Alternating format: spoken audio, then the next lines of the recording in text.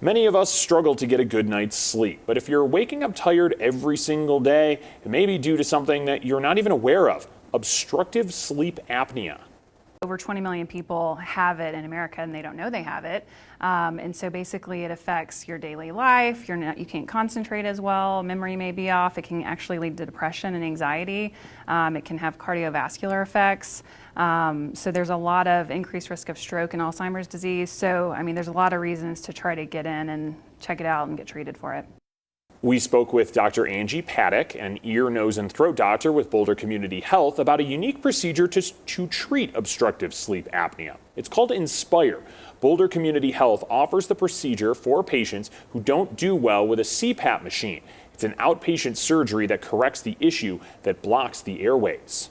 A lot of times when people have obstructive sleep apnea, their tongue falls back into their airway, and that's what blocks the breathing.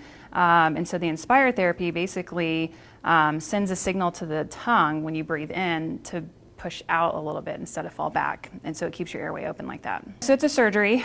Usually it's outpatient, and typically people go home the same day. But there's 3 incisions, one right under your chin, one in your chest, and then one in the lower chest.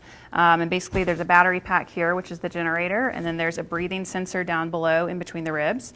And then there's also a stimulator that attaches to the nerve. And so basically when you breathe in, the breathing sensor sends a signal to the nerve stimulator to stimulate the tongue.